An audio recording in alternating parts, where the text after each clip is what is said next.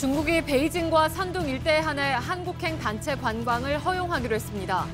사드 보복 차원에서 금지했던 한국 단체 관광을 8개월 만에 일부 해제한 것인데 롯데 상품 판매는 제외됐습니다. 조윤선, 현기환 전 정무수석과 신동철 전 비서관에게 상납된 국정원 특수활동비는 정부 앞에 1억 5천여만 원이며 모두 국정원 국익정보국 금고에 있던 돈으로 확인됐습니다. 국회에서 국정원장 특수활동비 삭감을 논의하고 있지만 국정원장 몫만 다뤄서는 특활비 문제를 해결할 수 없다는 지적입니다. 박근혜 전 대통령이 어제에 이어 연 이틀 재판에 나오지 않아 오늘부터 박 전 대통령의 남은 재판은 모두 결석 재판으로 열리게 됐습니다. 피고인이 출석하지 않고 재판이 빠르게 진행되면서 이르면 1월 중에 1심 선고가 내려질 가능성도 나옵니다. 국내 5개 대학 공동연구팀이 해외 위성 사진을 이용해서 포항 지진 단층대의 위치와 크기를 분석한 결과를 JTBC가 입수했습니다. 지진 전후의 모습을 비교해 역추적한 결과 이번 지진이 발생할 당시 단층이 찢어진 파열면의 길이는 6.5km, 너비 2.5km에 이르는 것으로 추정됐습니다. 북한이 곧 탄도미사일을 발사하거나 추가 핵실험에 나설 것으로 보인다는 외신 보도가 잇따르며 긴장이 높아지고 있습니다. 미국 국방부는 북한의 움직임을 주의 깊게 지켜보고 있으며 어떠한 도발에도 대응하겠다고 했습니다. 김장겸 전 MBC 사장과 백종문 전 부사장 등 전현직 MBC 경영진이 검찰 수사를 앞두고 업무용 휴대전화를 파쇄하고 새 것으로 바꿨다는 주장이 나왔습니다. 전국 언론노조 MBC 본부는 조직적인 증거 인멸 시도라고 주장했습니다. 안철수 국내당 대표가 바른정당과의 통합 의지를 재확인하고 내일 정책연대 협의체를 출범시키기로 했습니다. 호남 중진을 중심으로 한 통합 반대파의 반발은 더 거세졌습니다. 도로에 승합차 10여 대가 줄지어 서 있습니다. 서울 시내 대형 병원 외래병동 출입구 앞인데요. 오늘 밀착 카메라는 일부 약국들의 돈 없는 환자 유치 경쟁을 취재했습니다. 에너지를 쓰던 자동차가 수소로 에너지를 만드는 시대로 현대자동차. 시청자 여러분, JTBC 뉴스룸을 시작하겠습니다. 한동안 사라졌던 단체 요커들이 다시 오게 될까? 중국 정부가 한국행 단체 관광 금지를 일부 해제했습니다. 분명한 변화입니다. 다만 이런 문제가 늘 그렇듯이 최종적인 변화가 언제 올지는 알 수 없습니다. 일단 중국 정부는 베이징과 산둥 지역에서 출발하는 관광객에 한해서만 한국 단체 관광을 허가했습니다. 베이징의 신경진 특파원은 중국의 사드 압박은 여전할 것이라는 데 무게를 두었습니다. 신경진 특파원입니다. 중국이 한국 단체 관광 금지를 풀면서 단계적 처리 카드를 내놨습니다. 베이징과 산둥성만 허용하는 방식입니다. 이 지역 일반 여행사들부터 한국 단체 관광 상품을 판매할 수 있게 한 겁니다. 크루즈, 전세기, 온라인 상품 판매는 여전히 금지했습니다. 중국 여유국이 오늘 주요 지역별로 소집한 회의 결과 내용입니다. 관광 상품에서 롯데 관련 호텔, 면세점 쇼핑은 제외됐습니다. 사드 성주 기지를 제공한 롯데에 대한 보복을 풀어줄 여지를 보이지 않았습니다. 사드 반대 입장은 변하지 않았다는 중국 정부 입장과 일맥상통한 겁니다. 업계 평가는 갈립니다. 베이징과 산둥성이 6호 송출이 가장 많은 상하이와 광둥성에는 못 미치지만 의미가 있다는 설명입니다. 생색용에 불과하며 전면 해제는 예단하기 어렵다는 전망도 나옵니다. 중국 정부는 지금도 사드 보복은 없다는 입장입니다. 중국의 사드 압박이 계속될 것이란 전망이 힘을 얻는 배경입니다. 베이징에서 JTBC 신경진입니다. 중국 일부 지역에서만 한국 단체 관광을 허용하지만 특히 롯데 관련 상품은 팔지 못한다. 한중 간의 민간 교류가 온전히 회복되기를 기대하기에는 많은 조건을 건 해제 조치입니다. 또 한 가지 눈에 띄는 것은 한국 단체 관광을 일부 해제하는 동시에 같은 날 북한에 대한 여행은 금지했습니다. 시진핑 지도부는 왜 이런 카드를 꺼내들었을까 들여다볼 필요가 있습니다. 신경진 특파원을 베이징으로 잠깐 연결하겠습니다. 신 특파원, 이번 조치가 알려진 형식부터 좀 살펴봐야 중국 정부의 속내를 판단하는 데 도움이 될 것 같군요. 예, 한국관광공사 격인 국가여유국이나 베이징 담당 부처 사이트에는 전혀 관련 내용이 올라오지 않았습니다. 전격적으로 한국행 단체 관광을 금지했던 지난 3월 당시와 같은 방식입니다. 국가여유국 회의 내용을 문서가 아닌 구두로 여행사들에 전달한 겁니다. 관련해 중국 외교부 입장을 들어보시죠. 예. 我不了解你说的这个情况，我想我们多次强调，中方对中韩之间各领域的交流合作始终是持积极开放态度。 예. 이처럼 지금도 사드 보복은 없다는 게 공식 입장입니다. 예. 자, 베이징과 산둥성에서 출발하는 여행객만 허용한 건 무슨 의미입니까? 가장 큰 6호 송출 지역인 상하이와 광저우는 해제 대상에서 빠졌습니다. 점차 확대하겠다는 희망을 심어주면서 한국의 사드 조치에 따라 통제를 계속하겠다는 의지를 드러낸 것으로 읽힙니다. 예. 경제적 효과가 큰 크루즈 여행과 전세기를 풀지 않은 건 한국행 6호 숫자를 일정 범위 안에서 묶어 협상 카드로 삼겠다는 수로 보입니다. 예. 아무튼 나름 여러 가지 전략이 들어가 있는 그런 해제 조치인 것 같은데 또 한 가지 롯데 상품은 안 된다 이렇게 꼭 집어서 얘기를 했습니다. 그렇다면 롯데마트라든가 다른 사업에 대한 제재는 지속한다고 봐야 하는 건가요? 예, 10월 31일 한중사드 협의문에 대해 한국 정부는 일단락, 봉인이란 용어를 쓰고 있습니다. 하지만 중국 정부는 최종 단계는 사드 철수, 말에는 믿음이, 행동에는 결과가 있어야 한다며 압박하고 있습니다. 10월 31일 발표는 양국 간 합의가 아닌 협의 공개 수준이라는 점을 지속적으로 강조하고 있는 겁니다. 관광 부분에서 롯데에 혜택을 주지 않겠다는 것은 다른 사업 영역에서 해제는 아직 멀었다는 메시지로 풀이됩니다. 예. 자, 롯데가 이렇게 밉보이고 있는 건 뭐 역시 다 아시겠습니다만 골프장 부지를 사드 그 부대에게 제공했기 때문이다. 뭐 이렇게 읽힐 수가 있는데 이번 내용 중에 또 한 가지 조금 전에 말씀드린 것처럼 북한 여행 금지가 오늘부터 시작이 됐습니다. 그 배경은 어떻게 볼까요? 예, 중국은 오늘부터 북한 여행을 금지했습니다. 단 랴오닝성과 지린성에서 거주하는 사람은 예외로의 숨구멍을 열어놓은 모양새입니다. 시진핑 특사가 평양에서 김정은 노동당 위원장을 만나지 못한 것과 연계해보는 분석도 있습니다.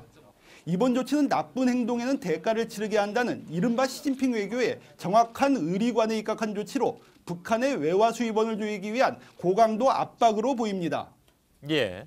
북한의 미사일 추가 도발 가능성이 좀 나오고 있습니다. 조금 이따가 이 내용도 보도를 해드리겠습니다만은 그래서 역시 이제 북한에 대한 다각적인 사전 경고로 봐야 되겠군요.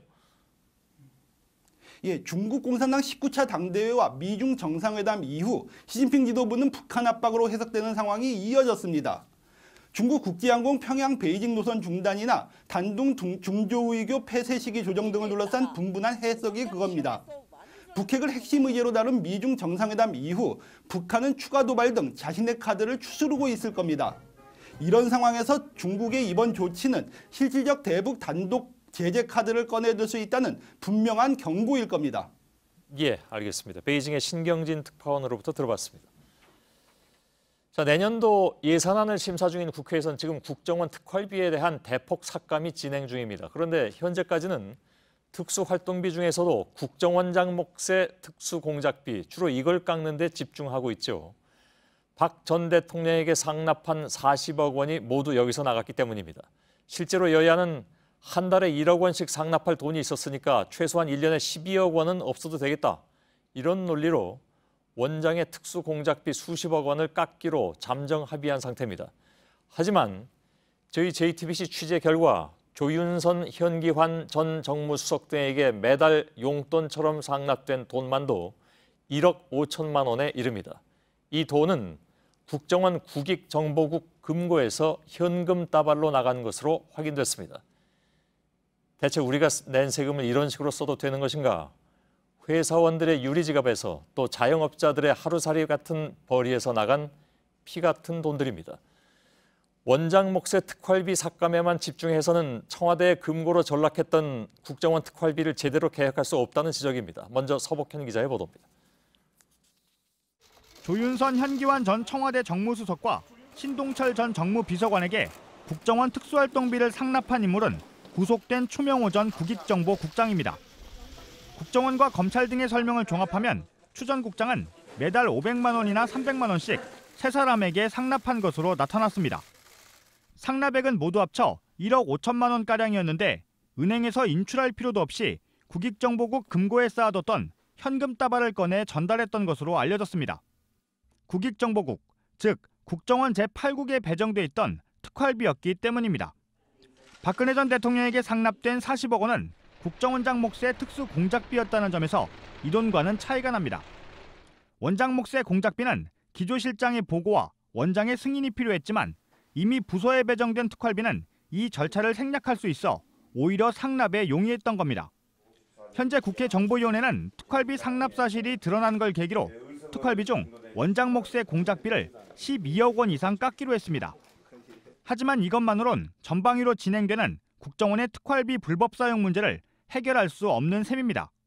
JTBC 서복현입니다.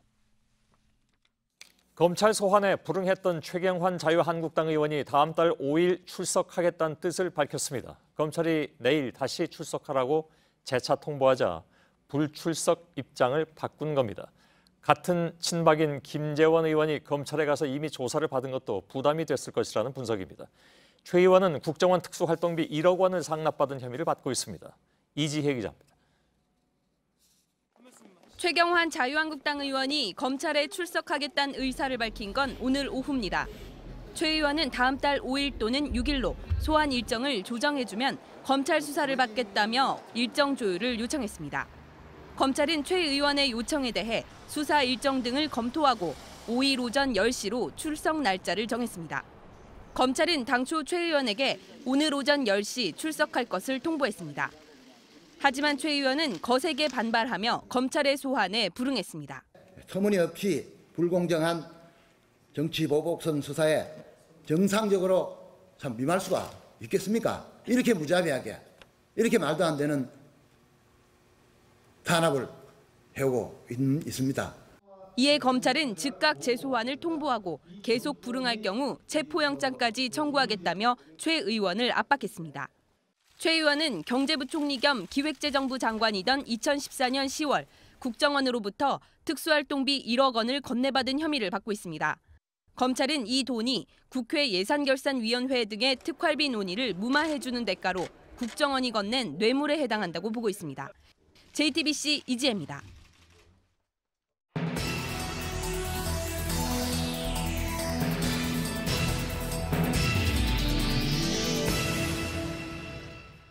박근혜 전 대통령이 스스로 재판에 출석하지 않으면서 피고인 없이 진행되는 궐석 재판이 오늘 결정됐습니다.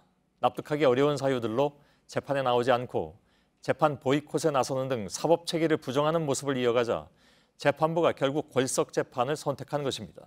박 전 대통령은 재판 과정에서 사법 체계에 저항하는 모습을 보였지만 뇌물과 직권남용 등 헌법과 법률을 유린한 형사사건의 피고인입니다. 궐석 재판이 오늘 시작되면서 박 전 대통령의 재판은 새로운 변곡점을 맞았습니다. 재판부는 오늘 신속한 심리 의지를 보여줬습니다. 이르면 1월 중에 선고가 가능하다는 법조계 분석도 나왔습니다. 김나한 기자의 보도입니다. 박근혜 전 대통령은 어제에 이어 오늘도 법원에 모습을 드러내지 않았습니다. 결국 재판부는 박 전 대통령 없이 진행하는 궐석 재판 결정을 밝혔습니다. 궐석 재판은 오늘부터 바로 시작됐습니다. 피고인석에는 박 전 대통령 없이 국선 변호인 5명만 자리했습니다. 변호인단은 박 전 대통령과 단 한 차례 접견도 못했지만 적극적으로 변론에 나섰습니다. 재판부가 다음 달 1일 검찰 측 신청에 따라 이른바 정호성 녹취를 틀고 정 전 비서관에 대한 증인신문을 하겠다고 했지만 변호인단은 날을 따로 잡아달라고 요청했습니다. 재판부는 녹취 파일의 증거 능력까지 문제 삼는 변호인단의 주장이 계속되자 별도 기일 지정 요청을 받아들였습니다. 변호인단은 또 오늘 증인으로 출석한 안종범 전 청와대 경제수석의 측근인 김건운 전 청와대 행정관에게도 좌종범 우병우란 말을 아느냐며 공격적인 질문을 이어갔습니다. 기업을 상대로 한 강요 등이 박 전 대통령이 아닌 안 전 수석의 주도로 이뤄진 것이란 취지입니다. 하지만 국선변호인단은 기존 변호인들로부터 인수인계를 제대로 받지 못한 듯 혼선을 빚는 모습도 보였습니다. 결국 재판부는 기존 변호인들이 어떤 증거에 동의하고 동의하지 않았는지 여부를 상세히 설명하며 재판을 진행했습니다. 재판이 끝난 후 강철구 국선변호인은 기존 변호인단과 협조가 되고 있느냐는 취재진의 질문에 말하지 않겠다고 답변했습니다. JTBC 김나은입니다. 이런 가운데 박근혜 전 대통령은 최근 한 달 동안 구치소에서 아무도 만나지 않은 것으로 파악됐습니다. 국선 변호인의 접견을 거부했고 기존 변호인인 유영하 변호사도 일절 만나지 않고 있습니다. 김필준 기자의 보도입니다. 박근혜 전 대통령이 최근 한 달간 만난 외부인은 한 사람도 없습니다. 변호인이나 가족, 지인 누구와도 접촉이 없던 겁니다. 서울구치소 등에 따르면 박 전 대통령은 최근 한 달간 자신의 무죄를 주장해줄 국선 변호인은 물론 앞서 접견인으로 지정한 유형아 변호사도 만나지 않았습니다. 또 탄핵 전으로 주변 일을 돕던 윤전추 전 행정관 역시 만나지 않고 있는 것으로 확인됐습니다. 그동안 국선 변호인들은 접견을 원한다는 내용의 편지를 3차례 보냈습니다.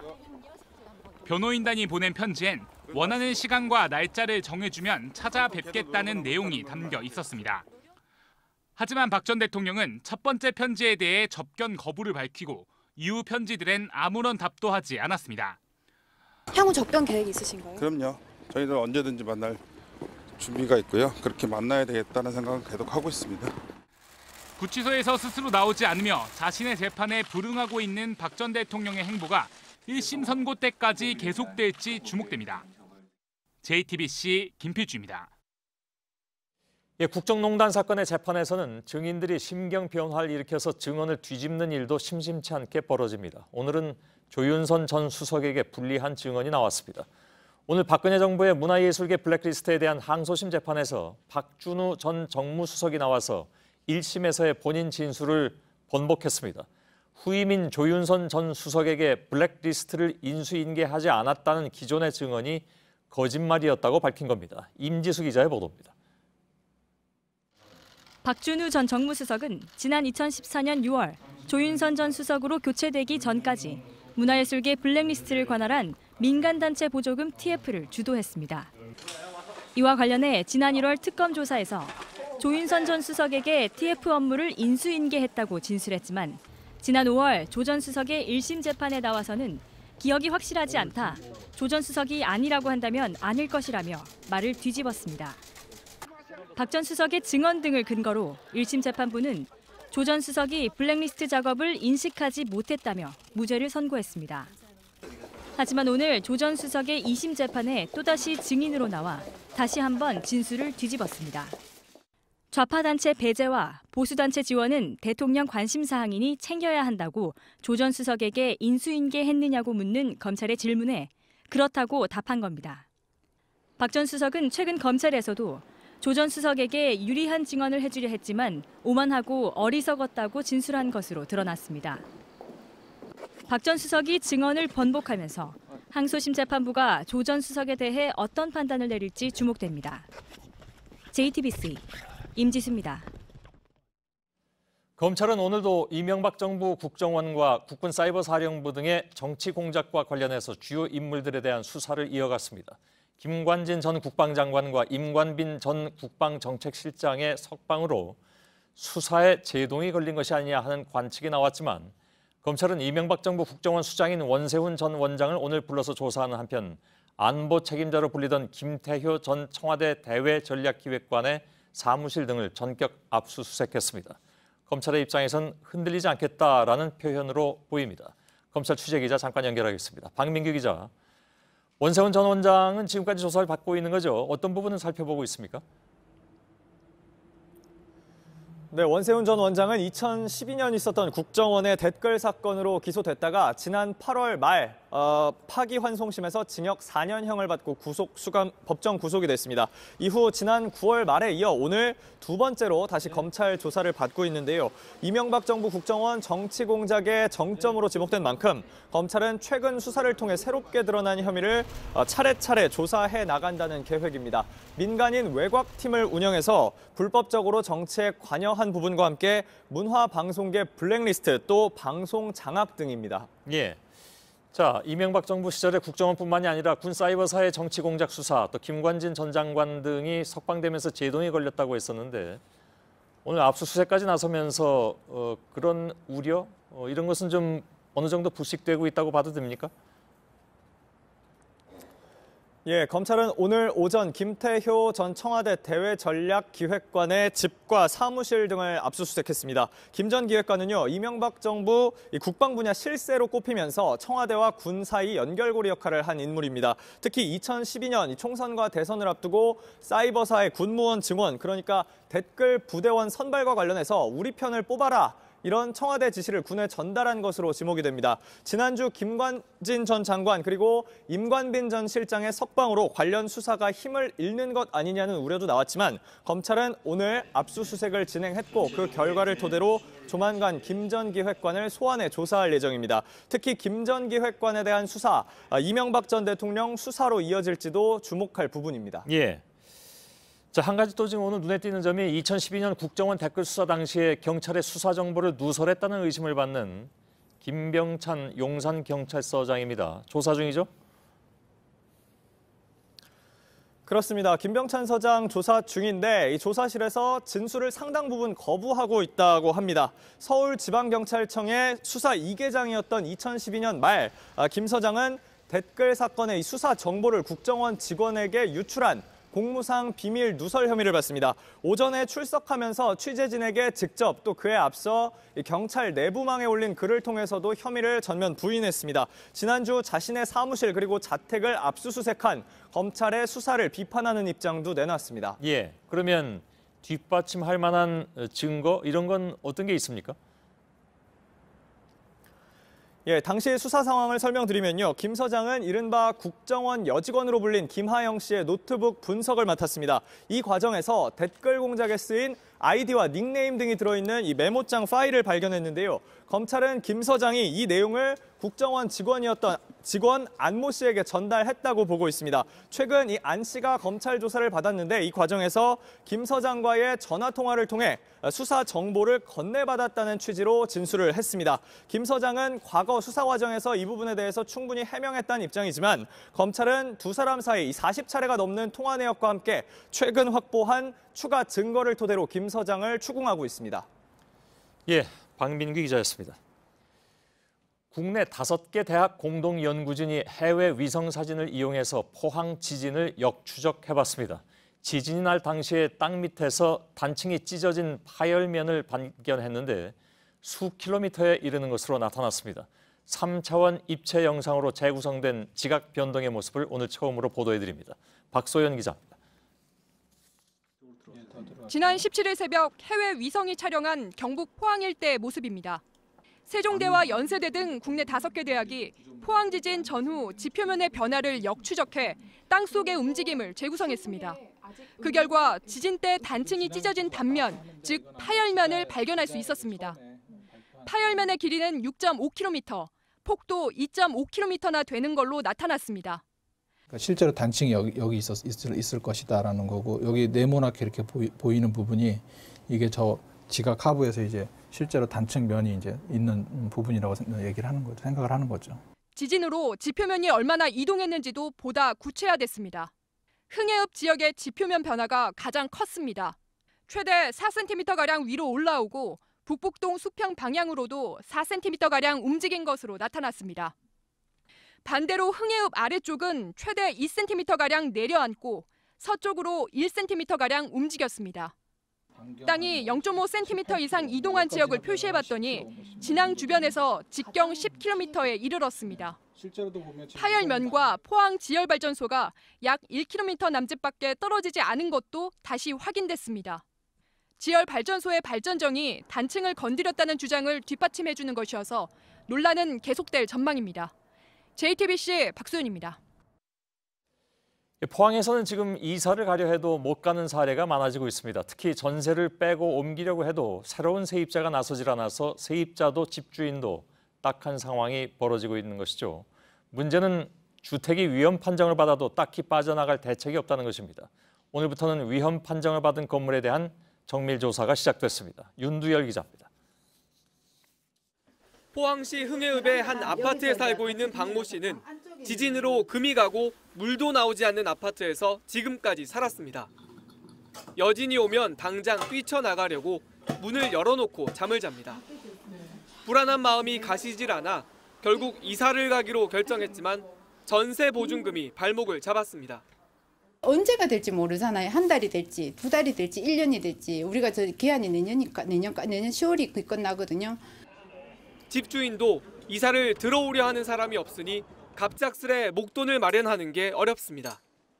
실제로 대피소 앞에 마련한 법률 상담소를 찾는 이재민 대부분이 보증금을 돌려받을 수 있는지를 묻고 있습니다. 상황이 이러다 보니 실제 이사를 하는 사례가 오히려 지진 이후 뚝 끊겼습니다. 집을 해결하고 와야 되는데 그쪽에 해결이 빨리 안 되니까 이동할 수가 없죠. 거의 옮기실 여건이 사실상 안 되죠. 한편 오늘부터 포항에서는 위험하다고 1차로 판정난 건물에 대한 정밀 점검을 시작했습니다. 오늘 점검에서 경림 뉴 소망타운이 위험 판정을 받아 이주 대상 가구가 341가구로 늘었습니다. JTBC 윤두열입니다.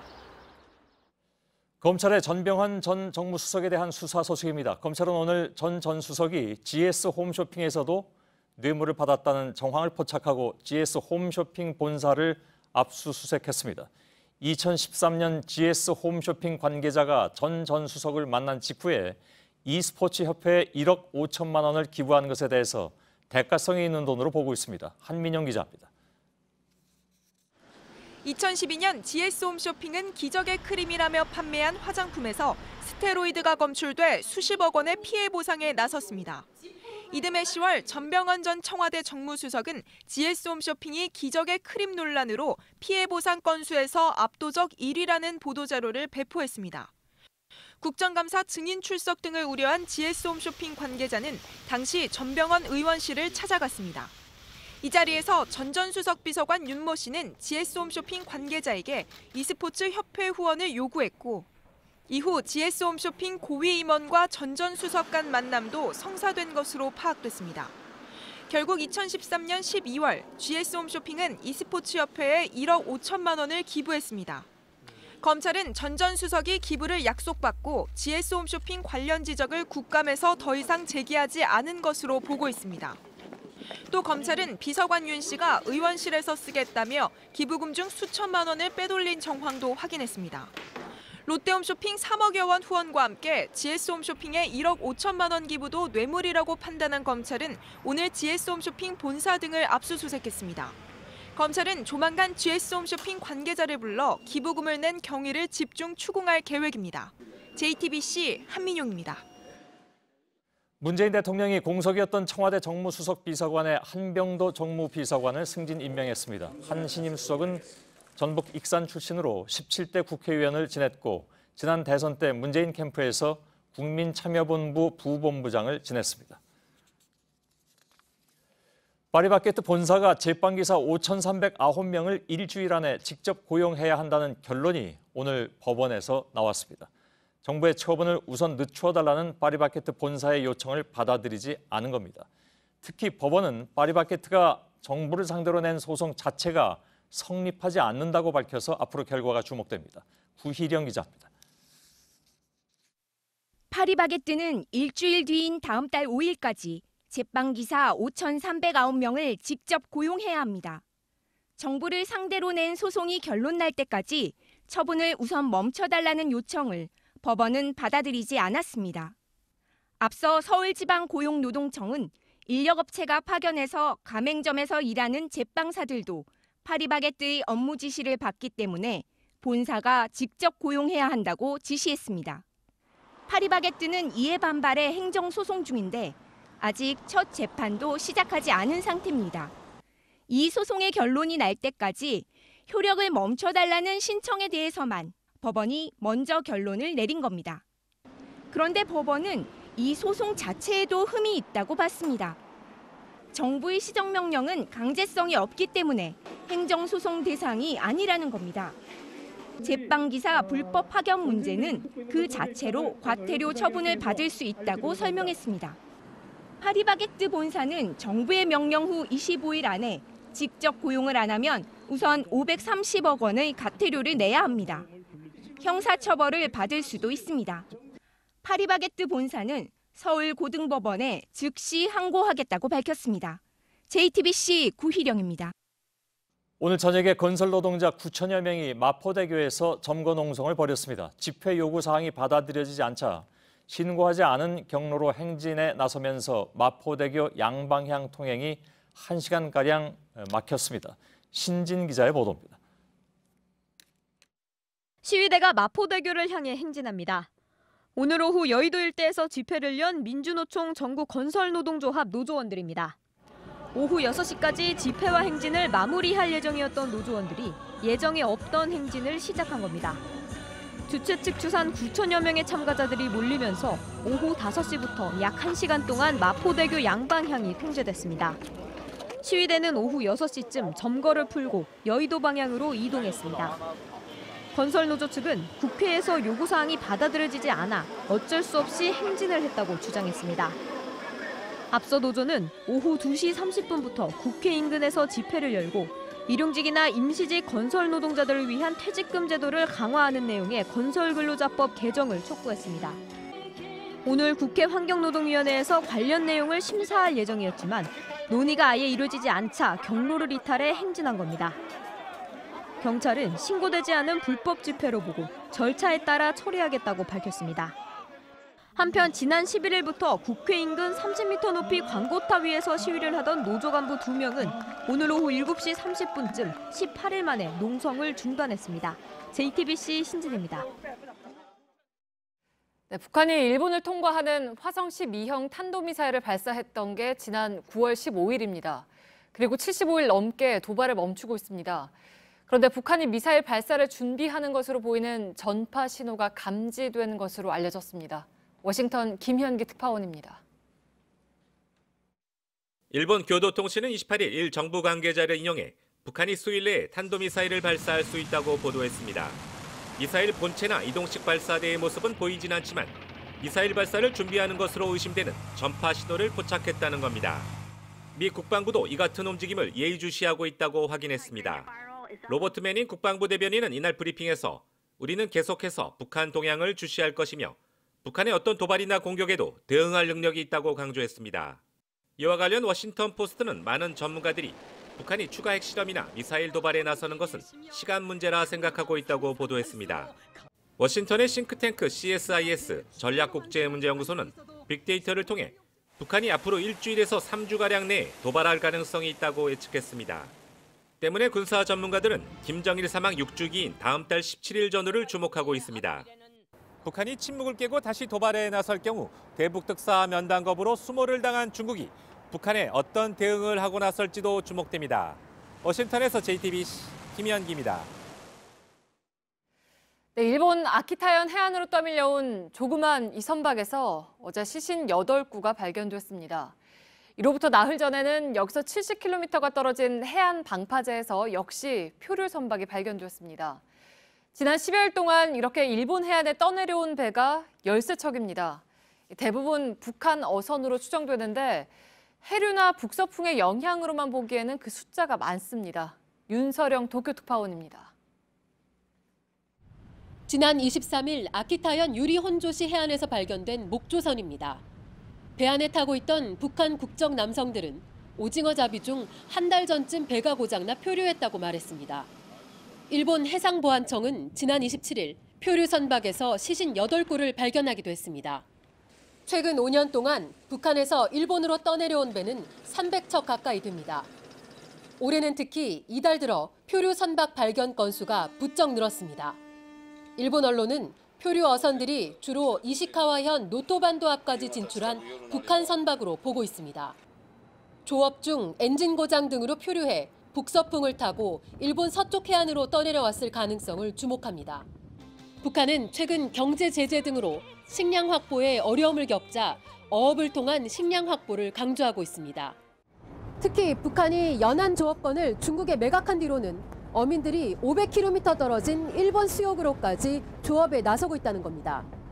일본 정부는 올 7월부터 북한 어선에 대한 대규모 단속에 나서 최근까지 1,900건을 단속했습니다. 도쿄에서 JTBC 윤서령입니다.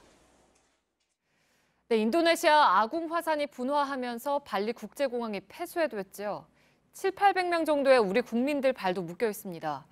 우회 경로로 빠져나오기도 쉽지가 않은 상황입니다. 이런 가운데 대폭발 조짐이 이어지면서 불안감도 커지고 있습니다. 연지환 기자입니다. 공항 바닥에서 잠을 청하기도 하고 답답한 마음에 여기저기 전화도 걸어봅니다.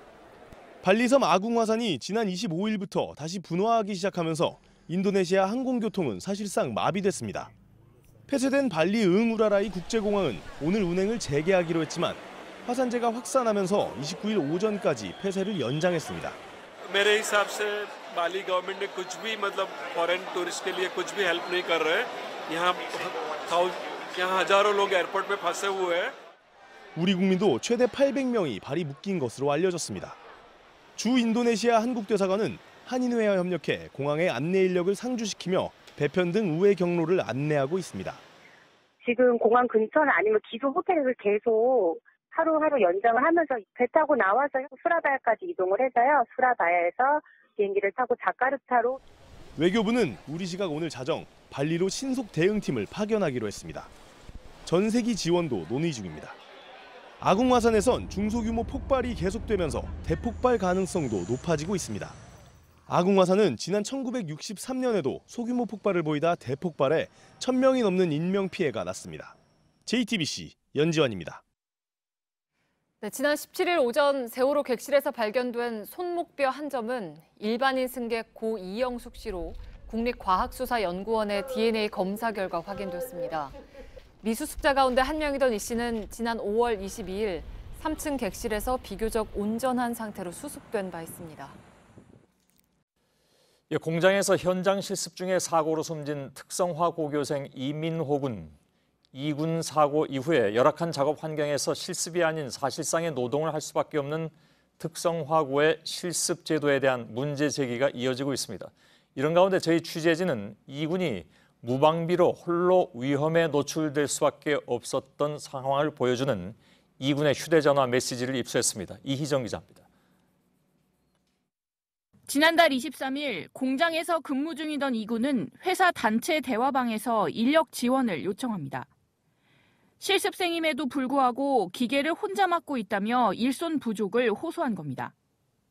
이달 초엔 회사 관리자가 기계 작동법을 알고 있느냐며 또 다른 기계를 현장 지도 없이 맡기는 듯한 정황도 있습니다.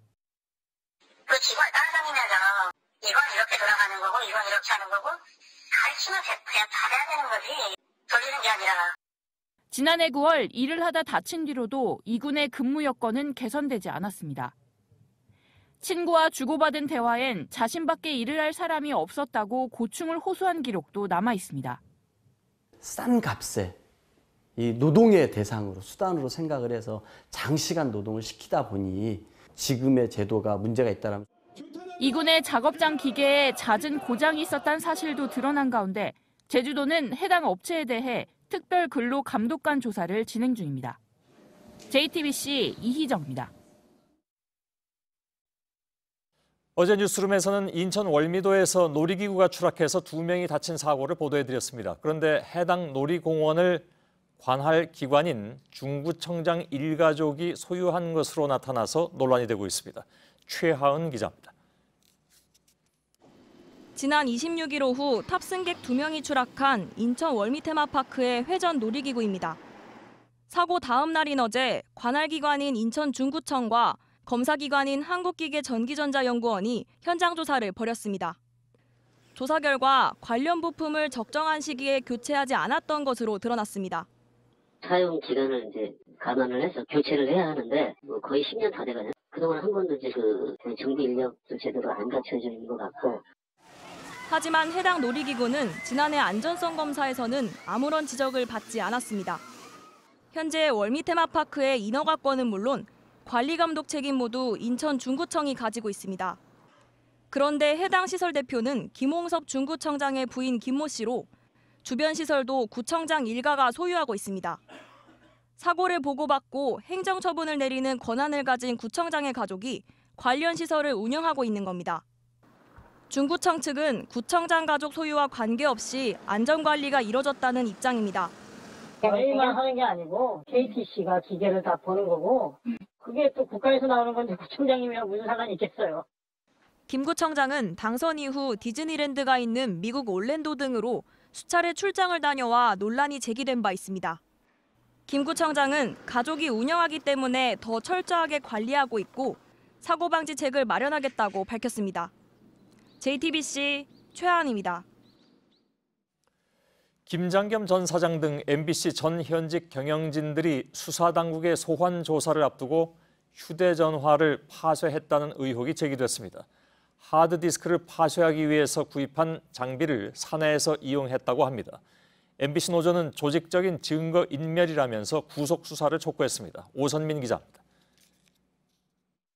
휴대전화 한 대를 하드디스크 전용 파쇄기에 넣습니다. 시작 버튼을 누른 지 10초도 안 돼 전화는 형체를 알아볼 수 없을 만큼 잘게 부서집니다. 지난 6월 5일 백종문 전 MBC 부사장의 휴대전화 모습입니다. 5월 말 전국 언론노조 MBC 본부가 고용노동부에 특별 근로감독을 신청한 지 얼마 지나지 않은 때입니다. 김장겸 전 사장은 2달밖에 안 된 스마트폰을 분쇄하라고 비서한테 지시합니다. 임원 결정 사항인가 따르라고 강압적으로 밀어붙였습니다.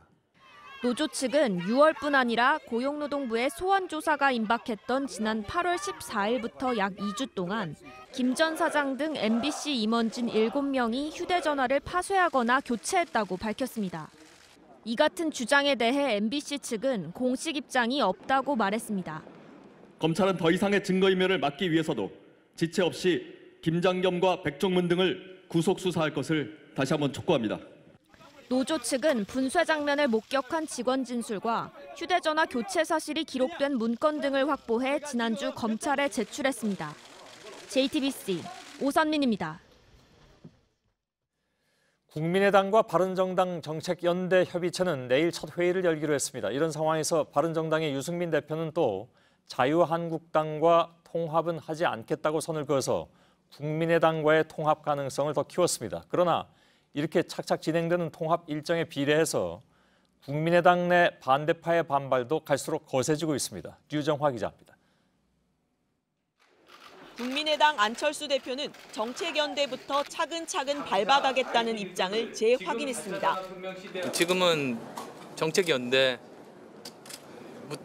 이제 시작하는 입장입니다. 이제 그 부분부터 잘 조율해 나가겠습니다. 바른정당 유승민 대표도 자유한국당과의 통합 가능성을 일축하면서 국민의당의 변화를 살펴보겠다고 말했습니다. 국민의당 내 통합 반대파가 1990년 3당 합당의 재판이 될 것이라고 공격하자 한국당을 향한 문을 닫아버린 겁니다.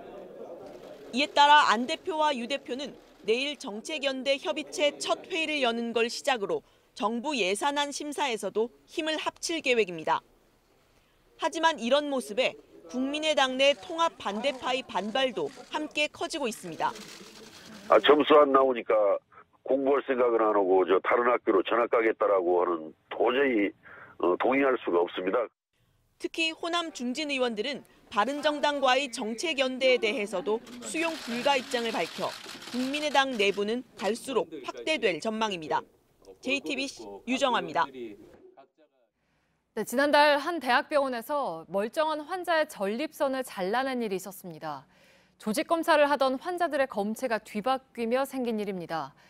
환자는 정상적인 생활이 불가능해진 상태입니다. 그런데 병원은 합의금 얘기부터 꺼냈습니다. 어환희 기자입니다. 68살 명모 씨의 배에는 5군데의 수술 자국이 있습니다. 생업 때문에 밖으로 나와야만 하지만 여전히 몸은 불편합니다.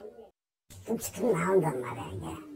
이 나이에 이거 무슨 기저귀를 차고 말이에요. 명 씨는 지난달 중순 경기도 수원의 한 대학병원에서 전립선암 3기로 진단받고 전립선 절제 수술을 받았습니다. 그런데 수술 보름 뒤 주치의로부터 오진이었다는 사실을 듣게 됐습니다. 조직검사 과정에서 병리기사의 실수로 명 씨의 검체가 다른 암 환자의 검체와 바뀌었다는 겁니다. 상당히 황당하게 얘기를 하더라고. 개인 병원도 아니고 대학병원에서 이런 일이. 암은 아니라 다행이라며 추스린 마음은 병원 측의 태도에 다시 한번 무너졌습니다. 환자의 건강 걱정에 앞서 합의금 얘기부터 꺼내며 일방적으로 위자료 액수를 못 받기도 했습니다. 300만 더 해봐. 그럼 우리 합의할게. 우리 이제 이런 적이 없습니다. 저희하고 생각이 좀 다르다라면은 민사소송이나 이런 것을 제기할 수도 있고요. 병원 측은 문제점을 인정하며 상담 인력을 교체하고 교육을 시키겠다고 밝혔습니다. 또 해당 주치의 등에 대한 징계 절차를 밟고 있습니다. JTBC 어환입니다. 네, 불이 났을 때 소방차가 현장에 얼마나 빨리 오느냐에 따라서 피해 정도가 매우 달라집니다. 그런데 소방차가 물탱크를 채웠는지 확인도 하지 않고 화재 현장으로 출동을 해서 불을 끄지 못하는 일이 벌어졌습니다. 정규 소방관이 없는 의용 소방대 관리가 허술하다는 지적입니다. 정영재 기자입니다. 정미소에서 불길이 치솟습니다. 5분 만에 소방차가 도착했는데 소방 호스를 펼치고는 우왕좌왕합니다. 소방차에 물이 없는 걸 뒤늦게 안 겁니다. 소방차가 모르는 소방차가 어디 있으면 그래 지원 요청을 하라. 파이프를 좀 와야 되지. 응? 한참 걸린다고. 그 사이 불길은 더 번졌고 12분 후 소방차 2대가 더 도착하고 나서야 진화가 시작됐습니다. 불은 45분 만에 꺼졌지만 정미소는 잿더미가 됐습니다. 소방서 추산 5천만 원의 재산 피해가 났습니다. 화재 현장에서 제일 가까운 소방서는 10km나 떨어져 있습니다. 이 때문에 가장 가까운 의용소방 전담대에서 먼저 출동한 겁니다. 지방의 경우 관할구역은 넓은데 인구와 건물이 적어 소방서를 많이 둘 수 없는 형편입니다. 이 때문에 전국 248곳에 의용소방 전담대를 조직했습니다. 처음에는 정규 소방관을 2명씩 배치했지만 인력 부족을 이유로 10년 전 모두 철수했습니다. 남은 대원들은 생업을 하며 소방 일을 돕는 주민들 뿐입니다. 이런 가운데 소방장비 관리까지 의용소방대에 전담시켜 언제든 비슷한 사고가 일어날 수 있는 상황입니다. JTBC 정영재입니다. 배우 이미지 씨가 향년 58세를 일기로 세상을 떠났습니다. 이 씨는 혼자 살던 서울 역삼동의 한 오피스텔에서 숨진 지 2주 뒤인 지난 토요일에 이웃 주민의 신고로 발견됐습니다. 공식 부검 결과는 나오지 않았지만 생전에 앓았던 신장 질병으로 인해 사망한 것으로 추정됩니다. 1997년, 1979년 MBC 공채 11기 탤런트로 데뷔한 고인은 드라마 서울의 달과 6남매 등에 출연했습니다. 네, 일본의 포경선이 호주 앞바다에서 고래를 사냥하는 영상이 공개됐습니다. 한 동물보호단체가 호주 정부를 상대로 5년 동안 법정 다툼을 벌인 끝에 공개 결정을 받아냈습니다. 고통스러워하는 고래들 모습이 고스란히 잡혔습니다. 박창규 기자입니다.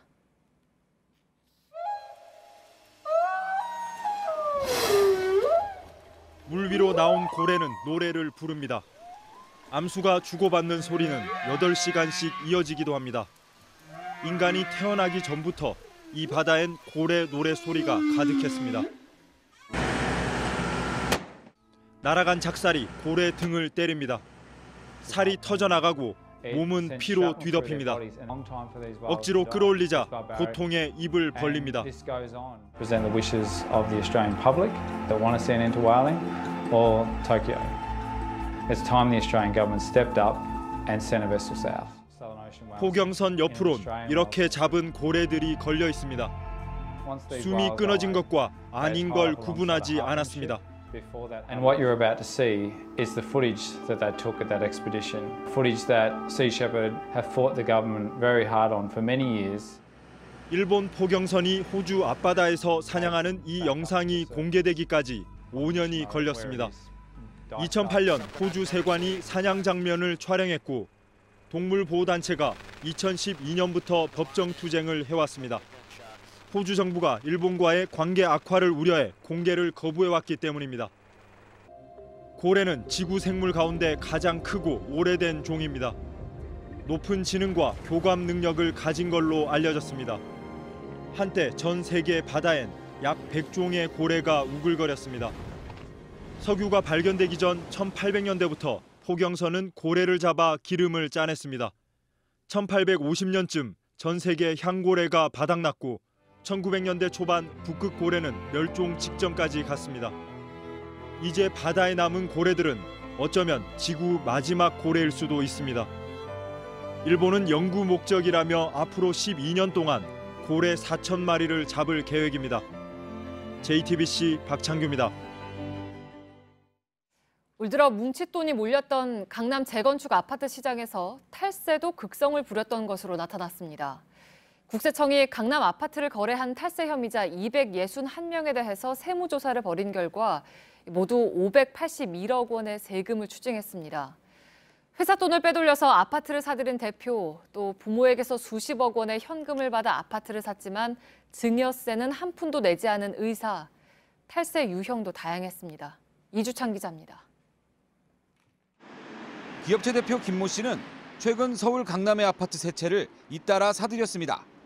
국세청이 구입자금의 출처를 따라가 보니 김 씨가 회사 돈을 빼돌린 게 드러났습니다.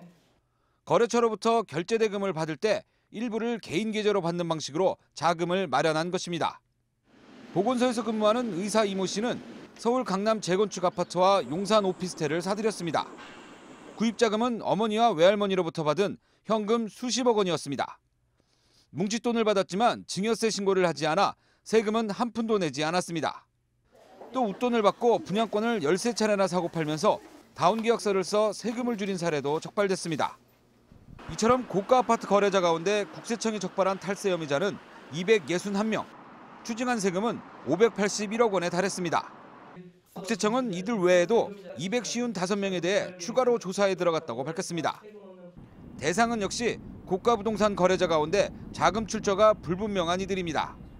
국세청은 특히 강남 재건축 지역 등 부동산 대책 발표 이후에도 집값이 계속 오르는 지역을 중심으로 모니터링을 강화하겠다는 입장입니다. JTBC 이주찬입니다.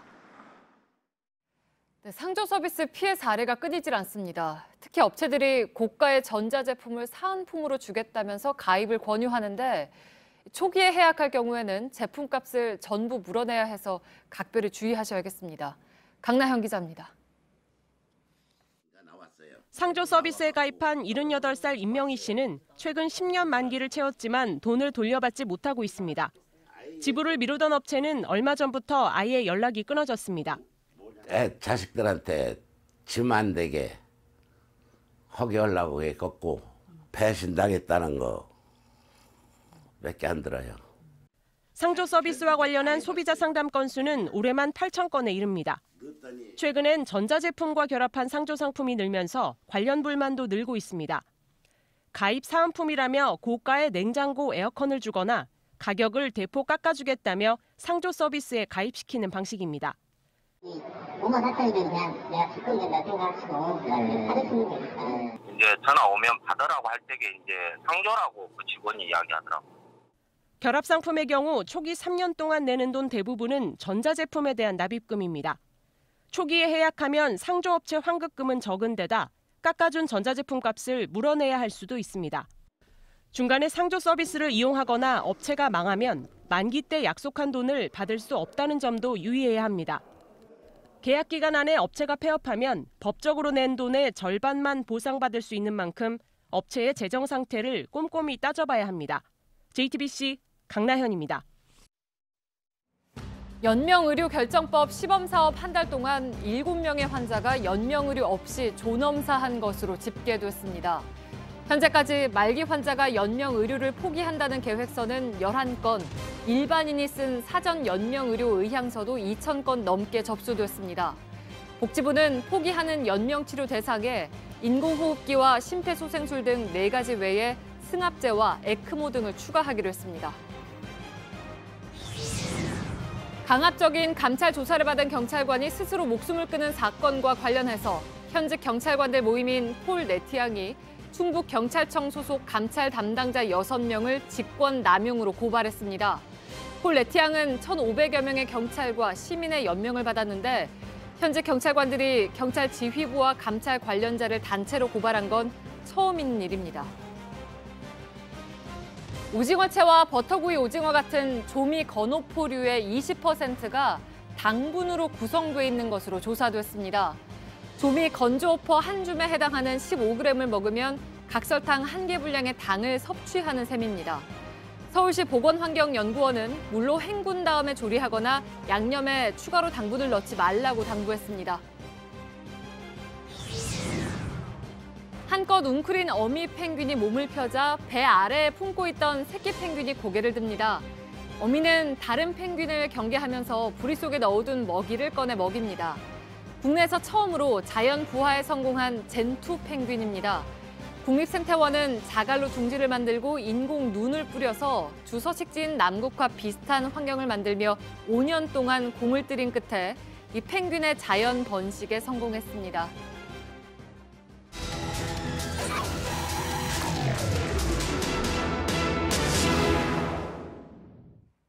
서울의 한 대형 병원 출입구가 약국에서 나온 호객꾼들로 종일 혼잡을 빚고 있습니다.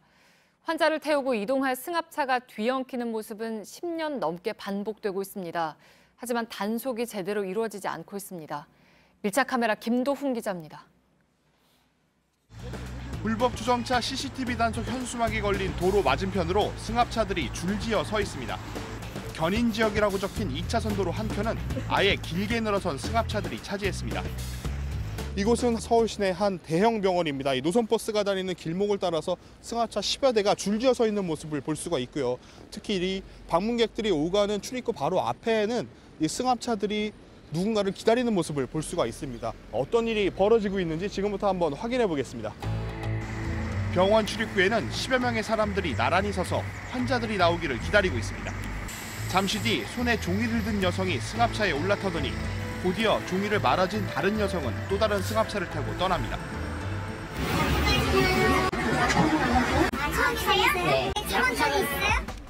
처방전을 들고 나오는 환자들에게 접근해 약국까지 태워주겠다며 호객 행위를 하는 겁니다. 잠시 망설이는 환자에겐 일단 차에 타라고 재촉합니다.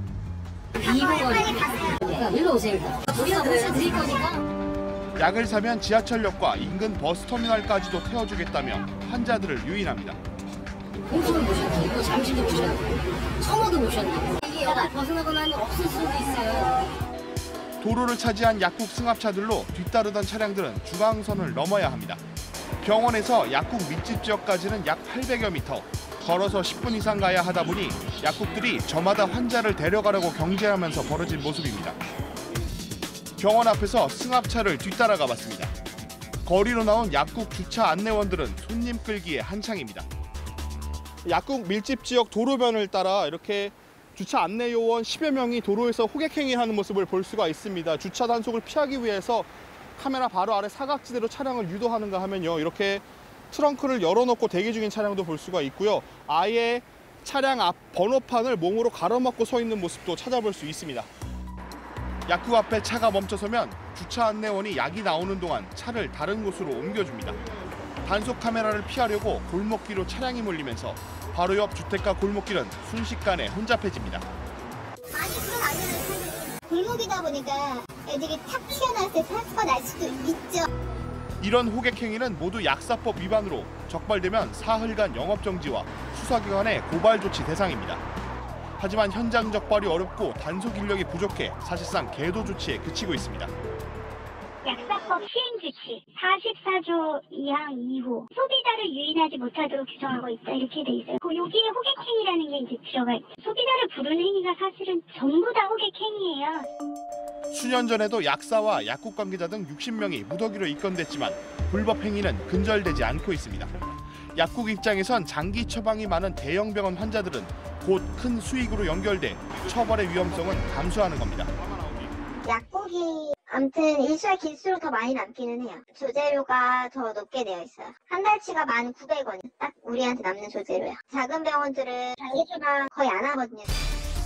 대형 병원 인근 약국들의 호객 행위는 수년째 반복되고 있습니다. 느슨한 단속이 계속되는 한 환자들의 유치 경쟁은 더 치열해질 수밖에 없습니다. 밀착 카메라 김도훈입니다.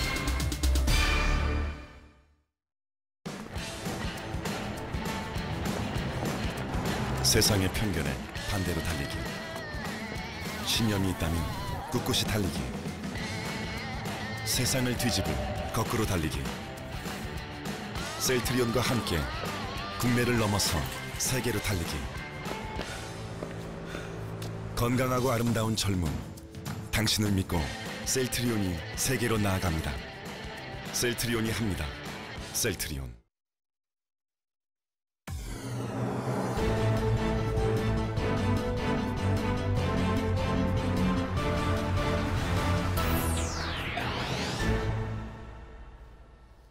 뉴스룸의 앵커 브리핑을 시작하겠습니다.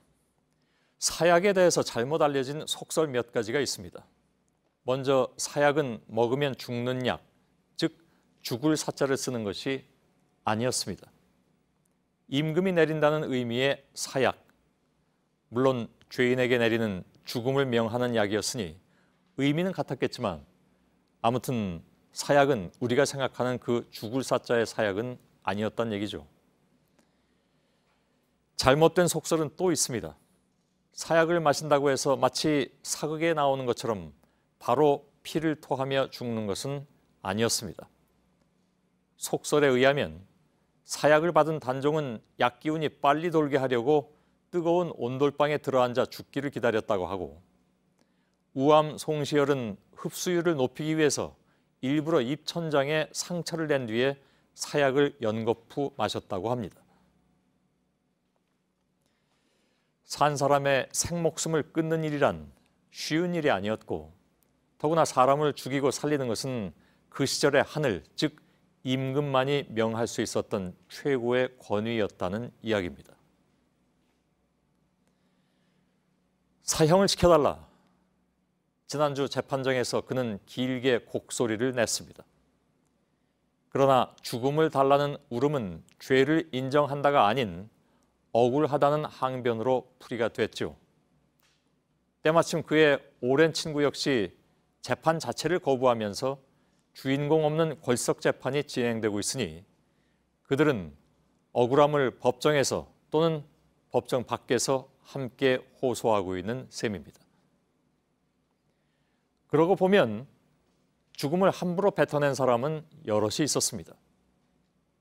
나는 망한 왕조의 도승지, 사약을 받으라면 마시겠다라고 했던 자칭 왕조의 비서실장이 있었고, 득활비를 받았으면 할복하겠다, 국민을 상대로 죽음을 겁박한 진박 감별사도 등장했습니다. 사약, 사형, 할복. 사람의 목숨을 거는 그 무시무시한 단어들. 그들은 어찌하여 그런 무서운 단어들을 쉽게 앞장세우는 것일까? 그들은 그토록 억울한데 세상만 몰라주는 것일까? 걸핏하면 목숨을 내놓는 그들에게 죽음이란 문자 그대로의 죽음이 아닌 억울함을 시위하는 수단으로 전락해버린 것은 아니었을까? 그러나 그들에겐 자신에 대한 처벌을 스스로 선택하여 요구할 권리가 주어지지 않는다는 사실, 그것을 명할 권리가 왕조 시대의 왕에게 있었다면 지금의 시대에서는 세상의 하늘, 즉 국민들에게 있다는 것. 하긴 그 사실을 진작부터 알았더라면 이런 장담들도 나오진 않았겠죠. 그러고 보니 우리 정치에서 향기로운 말을 기대하기란 나무에서 물고기를 구하는 것과 같다는 생각도 드는 오늘의 앵커 브리핑이었습니다.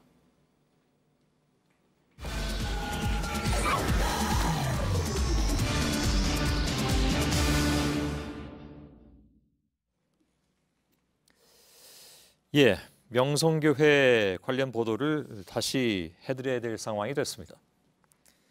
어제도 이 문제를 다루긴 했습니다만 오늘 새로운 얘기입니다. 명성교회가 세습 직전에 같은 지역 소속인 다른 교회의 수련원을 50억 원에 매입한 사실이 확인됐습니다. 매물로 나온 지 수년이 되도록 팔리지 않던 곳을 시세보다도 비싸게 산 것으로 파악이 됐습니다. 그런데 이 교회의 담임 목사는 다름 아닌 명성교회 부자 세습 과정에서 전면에 나섰던 지지자였습니다. 먼저 이한길 기자의 단독 보도입니다. 경기도 가평에 있는 광성교회 수련원입니다. 20년이 넘은 시설로 관리가 안 돼 곳곳이 녹슬고 낡았습니다. 한눈에 보기에도 오랫동안 사용하지 않은 것을 알 수 있습니다. 광성교회는 수년 전 이 수련원을 시세보다도 싼 30억 원대의 매물로 내놨습니다. 물건이 나와 있는지는 예전부터 좀 오래된 걸로 알고 있어요. 꽤 한 4-5년은 된 것 같은데요. 그냥 공시지가 금액대로 매매해달라고 그런 의뢰가 있었는데요. 하지만 선뜻 구매하는 사람은 없었습니다. 여기 바로 길거리에 있기 때문에 전원주택 단지로도 그렇게 매력적인 그런 땅이 아니에요. 명성교회는 이 수련원을 지난 8월에 사 11월 1일에 등기도 마쳤습니다. 세습 취임식 열 하루 전입니다. 매매가는 51억 원, 광성교회가 내놓은 가격보다 17억 원을 더 준 겁니다. 인근 공인중개사들은 매매 계약 사실을 알지 못했습니다. 제가 얘기는 들어보지는 못했어요. 광성교회 김창인 원로 목사는 명성교회 김하나 목사 취임식에서 설교를 맡았습니다. 김 원로 목사는 이날 모든 이스라엘 백성들이 모세에게 순종했듯 여호수아에게도 순종했다. 명성교회도 바톤을 이어받길 바란다며 세습에 찬성했습니다. 김삼한 목사는 하나님과 독대를 많이 했다면서 아들인 김하나 목사도 하나님과 친밀하게 독대하길 바란다고도 했습니다. 광성교회가 수련원 매각을 대가로 명성교회의 세습을 지원한 것 아니냐는 의혹이 제기됩니다. 근데 굳이 가평까지 그거에다 또 이렇게 허름한 안 써가지고 거의 거미줄 쳐줬다고 하는 그런 수련관을 굳이 구입할 필요는 없었다고 봐요. 시점적인 부분에서 좀 문제가 있다고 생각하는 거고. 의혹에 대해 명성교회는 광성교회가 먼저 매입해 줄 것을 요청했으며 앞으로 공익적인 목적으로 사용하겠다는 입장을 밝혔습니다. JTBC 이한길입니다. 예, 보신 것처럼 명성교회는 광성교회 부동산을 팔려고 내놓은 가격보다 훨씬 비싸게 사준 것입니다. 의혹이 제기되는 이유는 마침 명성교회가 세습을 강행하는 과정에서 이런 거래가 이루어졌다는 것이죠. 다른 교회들의 지지를 이끌어내거나 혹은 적어도 반대할 수 없도록 하는 일종의 대가성 지원이 아니냐 하는 의혹이 나오는 이유입니다. 명성교회 세습 논란을 취재해오고 있는 윤세민아 기자와 이 내용을 조금 더 풀어보도록 하겠습니다. 윤세민아 기자, 지금 의혹이 제기되는 부분은 이런 특혜성 거래가 세습 전에, 그러니까 일종의 사전 정지 작업으로 이루어졌던 것이 아니냐 하는 그런 의구심이죠. 네, 맞습니다. 이 부동산 매매가 이루어졌던 시점과 그리고 김하나 목사의 청빙 안건이 통과된 서울 동남노회 투표 과정을 보면 사실상 들 수밖에 없는 그런 합리적인 의심입니다. 예. 명성교회가 광성교회 수련원을 사기로 계약한 시점은 바로 올해 8월입니다. 그로부터 2달 뒤인 10월 말에 이 두 교회가 같이 속해 있는 지역 모임인 노회에서 투표를 통해서 김하나 목사의 청빙 안건을 통과를 시켰고요. 예. 또 이 투표가 끝나고 불과 일주일쯤 지난 이번 달 1일에는 명성교회가 잔금을 모두 치르고 그 수련원의 소유권을 이전을 받았습니다. 예. 이렇게 모든 부동산 거래가 완료되고 그 열흘 정도 지난 12일엔 명성교회가 기습적으로 취임식을 진행하면서 모든 세습 절차가 완료됐습니다. 그렇군요. 자, 실제로 광성교회가 명성교회의 세습 안건에 찬성표를 몰아줬다거나 이런 구체적인 사실이 확인된 게 혹시 있습니까? 사실은 이 노회 투표 자체가 다른 모든 투표가 그렇듯이 무기명 비밀 투표이기 때문에 예. 이런 광성교회 회원들이 얼마나 많은 찬성표를 던졌는지 구체적인 숫자는 사실 확인하기가 어렵습니다. 예. 하지만 투표 과정을 보면 이 명성과 광성, 이 두 교회의 영향력을 좀 미루어서 짐작을 해볼 수가 있는데요. 예. 이 세습 안건 투표는 참석자 350여 명 가운데 절반가량이 빠져나간 173명만 참여를 했습니다. 아, 그런가요? 예. 예, 세습에 반대하는 회원들이 그 회의를 파행으로 이끌면서 모두 회의장을 빠져나갔기 때문인데요. 예. 근데 이 투표에 참석한 회원을 살펴보면 명성교회 소속이 80여 명, 그리고 광성교회 소속은 20명 남짓입니다. 예. 이 두 교회의 그 회원 숫자를 합치면 전체 투표 참여 인원의 절반을 훌쩍 넘는 숫자입니다. 그러네요. 광성교회 김창인 목사, 김창인 목사는 명성교회 세습을 지지하는 대표 설교까지 했습니다. 네. 저희가 아까 보도해드렸습니다. 김 목사의 이런 그 전면적인 지원이 실제로 교회 여론에 영향을 미쳤다는 주장도 나오고 있습니까? 맞습니다. 김창인 목사의 이런 발언은 교단 내에서 다른 목사들의 발언과는 무게감이 다르다, 이런 이야기가 나오고 있는데요. 예. 실제로 김 목사는 이 투표가 통과된 동남노회의 초대 회장을 지냈고요. 그리고 이 교단의 전체 총회장을 지내기도 했습니다. 예. 이 교단 관계자의 말을 직접 들어보시겠습니다. 예. 원로 목사님들이시고 회장 출신 목사님들이다 보니까 그분들의 한마디 한마디가 굉장한 영향을 미치고.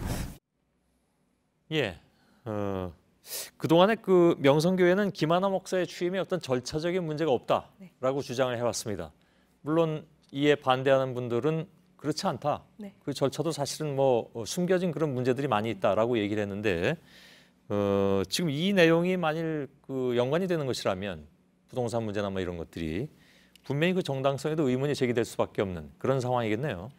맞습니다. 사실 명성교회가 주장하는 것에 대한 모든 근거는 말씀하신 것처럼 교회 내 교인들의 투표 그리고 지역 모임인 노회 투표에서 그 압도적인 숫자로 김하나 목사를 찬성하는 표가 훨씬 더 많았다는 그런 주장이었습니다. 예.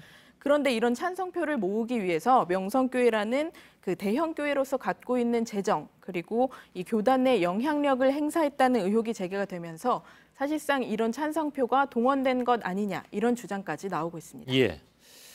알겠습니다. 윤세민아 기자였습니다.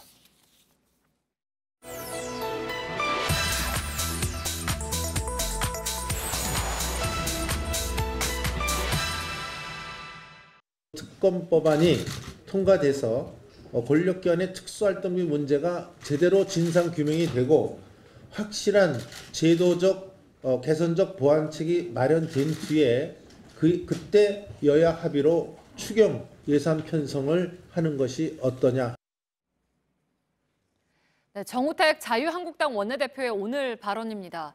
특수활동비를 전액 삭감하고 특검 수사를 한 뒤에 추경으로 편성하자는 겁니다.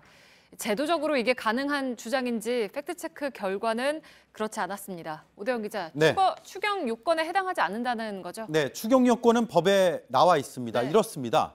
첫 번째, 전쟁이나 대규모 재해, 두 번째, 경기 침체나 대량 실업 등, 그리고 정부의 지출이 발생할 시 특수활동비가 1, 2번에 해당하지 않는다는 건 쉽게 알 수 있습니다. 세 번째도 새로운 법이 만들어져서 예기치 못한 지출이 생긴 경우에 국한하도록 돼 있습니다. 네, 일단 이제 법에 나온 요건은 맞지가 않다는 건데 그럼에도 이제 국회에서 여야가 뜻을 모아서 법안 처리를 하는 경우가 있잖아요. 이럴 수는 없는 겁니까? 전례를 찾아봤는데 없었습니다. 네. 본 예산에 특활비를 반영한 다음에 나중에 추경 예산에서 깎는 경우는 있는데 그 반대의 경우는 없었습니다. 네. 국회 예산정책처는 예산 확정 이전에 이미 필요성이 생긴 경비 또 예견된 경비는 추경 대상이 아니라고 명확하게 기준을 정해놨습니다. 2004년 이후에 추경은 9차례 편성됐습니다. 경기 침체 등의 경제적 이유가 7번, 재난재해가 2번이었습니다. 모두 특활비와 무관합니다. 네. 사실 추경이 몇 달 전에 이제 크게 논란이었잖아요. 그때는 한국당이 요건을 강조하지 않았습니까? 네, 지난 6월에 정부가 일자리 추경 추진했습니다. 네. 11조 2천억 원 규모였는데 자유한국당이 반대했습니다. 결국 국회는 통과됐죠. 그 과정에서 자유한국당은 추경은 국가재정법에 함부로 편성 못하도록 조건이 붙어 있다. 추경이란 응급성, 일회성이며 항구적 사업은 본 예산에서 하는 것이 맞다. 이렇게 전현직 정책위 의장이 말했습니다. 네. 당시에 정 원내대표도 이렇게 말했습니다. 이번 추경은 형식상 국가재정법상의 추경 편성 요건에 맞지 않고 내용 면에서도 세금 폭탄을 퍼붓는 일회성 알바 예산 수준입니다. 네, 그러니까 불과 5달 사이에 국가재정법에 대한 해석이 달라진 거군요. 네, 정 원내대표가 오늘 말한 완전 삭감은 국회의 특수활동비가 아니었습니다. 검찰, 국정원 등 정부기관의 특활비를 0으로 하자라는 겁니다. 내년도 국회의 특활비는 66억 원 가량으로 보이는데 그대로 처리될 전망입니다. 네, 팩트체크 오대영 기자였습니다.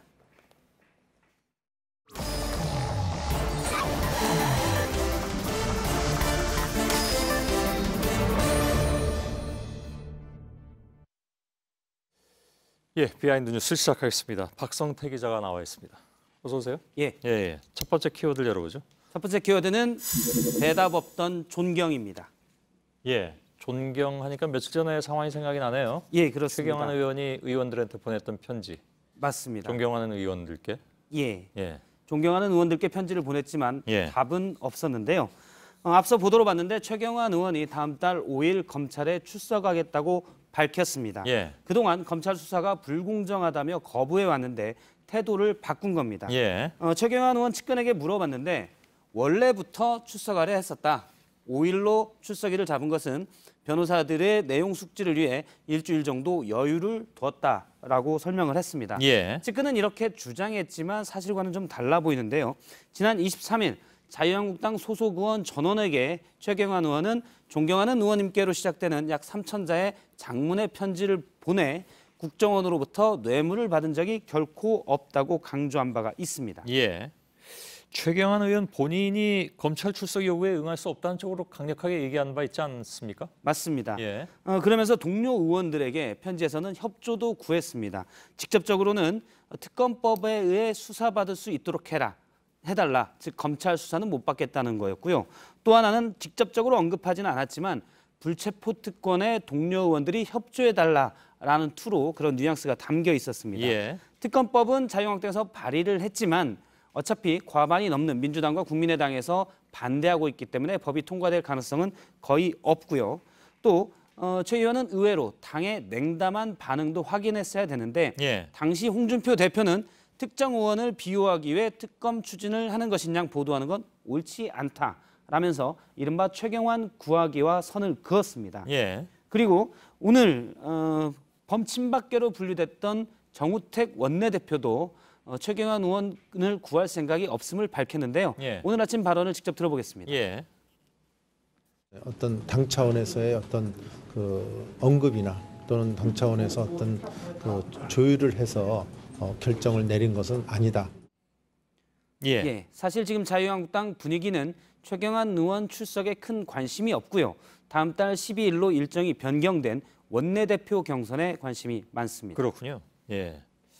하여간 존경하는 의원님 해서 제가 그때 말씀드리기를 저는 그게 제일 의심이 간다고 의원들끼리 서로 존경한다고 얘기하는 게 아마 편지를 받은 의원들도 의심을 했던 모양입니다. 아무런 응답이 없었던 걸 보면 아마 최 의원도 더 이상 존경할 것 같진 않습니다. 예. 두 번째 키워드는요? 두 번째 키워드는 뜬금없는 내란죄입니다. 예, 어떤 얘기입니까? 오늘 국회에서 갑자기 내란죄가 등장을 했습니다. 자유한국당 소속인 심재철 국회 부의장이 스스로 기자회견을 자청해서 밝혔는데요. 예. 직접 들어보겠습니다. 문재인 대통령과 임종석 비서실장, 서훈 국정원장과 윤석열 서울중앙지검장을 법치 파괴의 내란죄와 국가기밀누설죄 등으로 형사 고발해야 합니다. 예.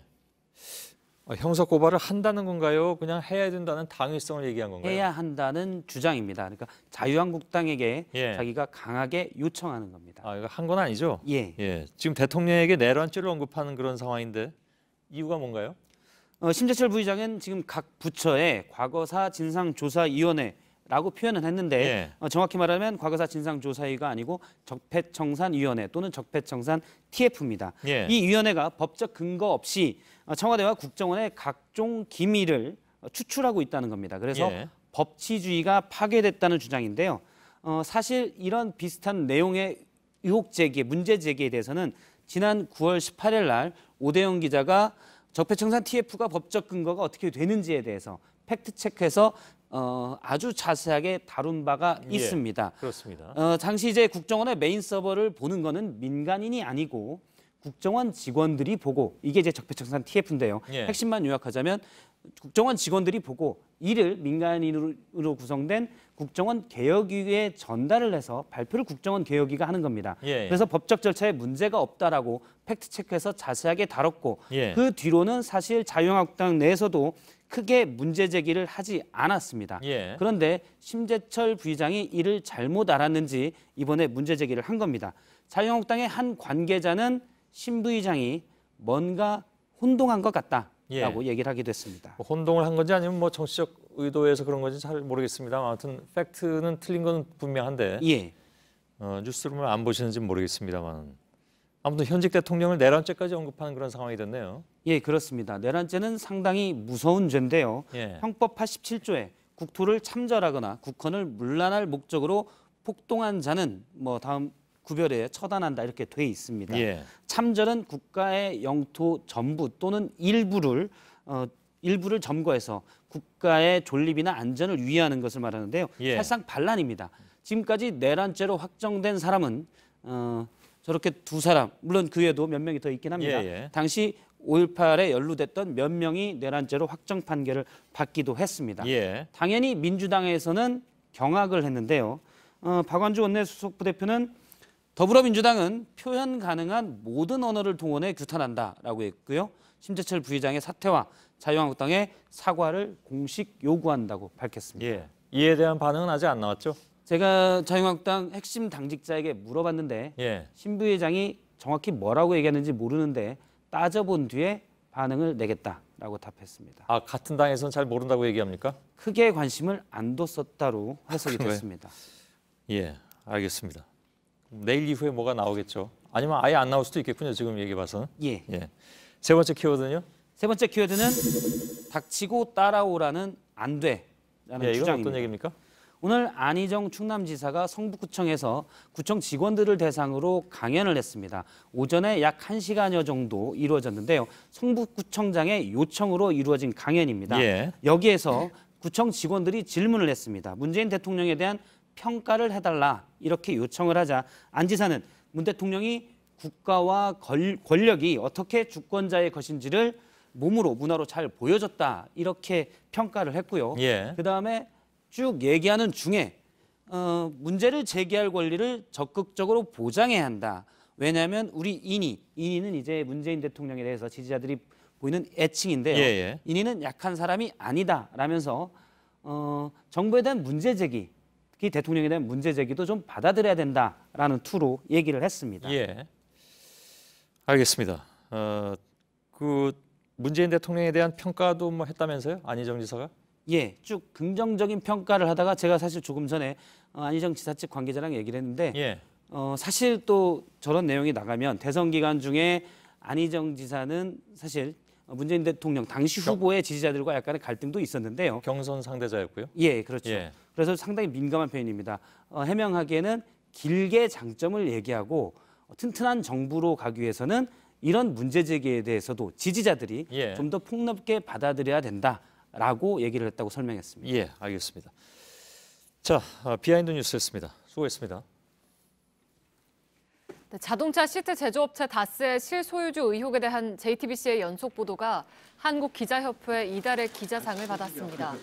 한국기자협회는 다스 중국법인 4곳 대표와 국내 본사 회계 총괄에 이명박 전 대통령의 장남 이시형 씨가 선임된 점, 다스 비자금 서류 확보 등의 JTBC 보도를 제326회 이달의 기자상 취재 보도부문 수상작으로 선정했습니다. 네, 내일 낮부터 기온이 뚝 떨어지고 바람도 강하겠습니다. 북서풍을 타고 중국발 황사도 들어와서 내일 새벽부터 오전 사이 서쪽 지역의 미세먼지 농도가 높을 거란 예보입니다. 예, 연일 미세먼지 때문에 좀 고생들을 많이 하시겠습니다.